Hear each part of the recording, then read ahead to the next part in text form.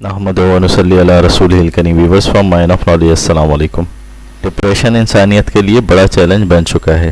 انسان اپنے ہی مائنڈ سے ہار رہا ہے. مائنڈ کا آقا بننے سے ڈپریشن پہ قابو پایا جا سکتا ہے.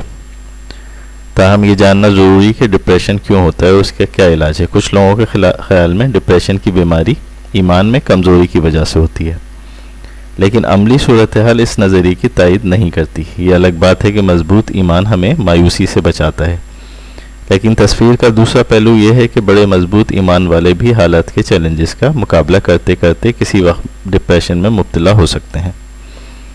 خود غرضی، مادہ پرستی، بے لگام خواہشات جیسے عوامل ڈپریشن اور ذہنی دباؤ میں اضافے کا سبب ہیں. خاص طور پر ٹین ایجرز اور نوجوان بہت خطرناک مرحلے میں داخل ہو چکے ہیں. لمحہ فکریہ یہ ہے کہ ہر گھر میں ڈپریشن ہے. صوفی نو مائنڈ تک پہنچنے کے لیے مراقبے اور لا تعلقی کا طریقہ اپناتے ہیں. وہ مقام جہاں خوف ہے، نہ غم، نہ اسٹریس، نہ کوئی تنگ کرنے والا خیال. ہر خیال صرف ایک ہی ذات کا ہے. بقول شاعر، تم میرے پاس ہوتے ہو گویا جب کوئی دوسرا نہیں ہوتا. صوفی دنیا میں رہتے ہوئے لا خوف لا حزن کا مقام حاصل کر لیتا ہے، یعنی اسے کوئی خوف ہوتا ہے نہ ہی کوئی غم اس پہ اثر انداز ہوتا ہے. وہ فرمان حضرت علی کرم اللہ وجہ الکریم کی عملی تصویر بن جاتا ہے. آپ فرماتے ہیں، کوشش کرو تم دنیا میں رہو، دنیا تم میں نہ رہے. کیونکہ کشتی جب تک پانی میں رہتی ہے خوب تیرتی ہے، لیکن جب پانی کشتی میں آ جاتا ہے تو وہ ڈوب جاتی ہے. صوفی بھی اسی طرح دنیا میں رہتا ہے، مگر اس کا مادیت سے تعلق نہیں ہوتا. وہ لا تعلق رہتا ہے، اسے دور پرے. وہ اپنی کشتی کے اندر دنیا کا پانی آنے نہیں دیتا. کوئی بیرونی حالات اسے فکر و غم میں مبتلا نہیں کر پاتے، کیونکہ اس کے من کی دنیا میں وہ اپنے رب کے ساتھ کامل ایمان کے ساتھ پورے انہماک اور یکسوئی کے ساتھ مشغول ہوتا ہے، جہاں دنیا کے کھیل تماشے، شعبدے اور جادو اس پر اثر انداز نہیں ہوتے. اس کا دل اللہ سبحانہ و تعالیٰ کے نور جلال کی معرفت میں مستغرق ہوتا ہے.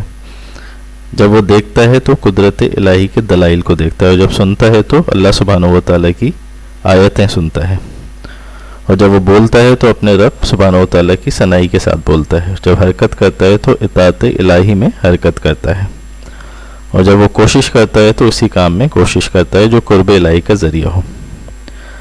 اللہ عز و جل کے ذکر سے نہ تھکے اور چشم دل سے خدا کے سوا غیر کو نہ دیکھے. یہ صفت اولیاء کرام کی ہے. بندہ جب اس حال پہ پہنچتا ہے تو اللہ سبحانہ و تعالیٰ اس کا ولی و ناصر اور معین اور مددگار ہو جاتا ہے.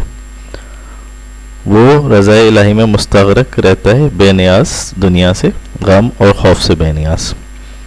اس کا دل اللہ سبحانہ و تعالیٰ کے نور جلال کی معرفت میں مستغرق ہو جاتا ہے. جب دیکھتا ہے قدرت الہی کے دلائل کو ہی دیکھتا ہے، اور پھر اللہ اس کا حامی و ناصر ہو جاتا ہے. لا خوف علیہم ولا هم یحزنون. اللہ کے ولیوں پہ نہ کچھ خوف ہوگا اور نہ کوئی غمگین.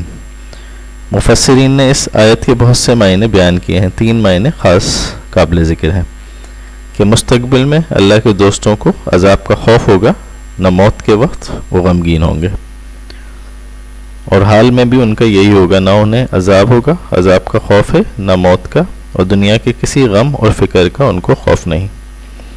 مستقبل میں کسی ناپسندیدہ چیز میں مبتلا ہونے کا خوف ہوگا، نہ ماضی اور حال میں کسی پسندیدہ چیز کے چھوٹنے پہ وہ غمگین ہوں گے. قیامت کے دن ان پہ کوئی خوف ہوگا، نہ اس دن یہ غمگین ہوں گے، کیونکہ اللہ سبحانہ و تعالیٰ نے اپنے ولیوں کو دنیا میں ان چیزوں سے محفوظ کر دیا ہے کہ جو آخرت میں خوف اور غم کا باعث بنتی ہیں. رسول اللہ صلی اللہ علیہ وآلہ وسلم کی حدیث کا مفہوم ہے کہ بندہ فرائض کے ذریعے نہیں بلکہ نوافل کے ذریعے اللہ سبحانہ و تعالیٰ کا قرب حاصل کرتا ہے، یہاں تک کہ اللہ سبحانہ و تعالیٰ اس کی آنکھ بن جاتا ہے جس سے وہ دیکھتا ہے، اس کے کان بن جاتا ہے جس سے وہ سنتا ہے، اس کے ہاتھ پاؤں بن جاتے ہیں جن سے وہ کام سر انجام دیتا ہے. یعنی اب اس کے تمام افعال اللہ سبحانہ و تعالیٰ کی رضا کے تابع ہو جاتے ہیں، اور اس صورت میں خوف و غم کا سوال ہی نہیں رہتا. صرف ایک ذات رہ جاتی ہے جسے صوفی وحدت الوجود کہتے ہیں. خالق کے رنگ میں رنگ جانا، ڈھل جانا، اور بے شک اللہ سبحانہ و تعالیٰ کے رنگ سے کس کا رنگ بہتر ہے. صوفی قبض اور بست کی صورتوں میں رہتا ہے.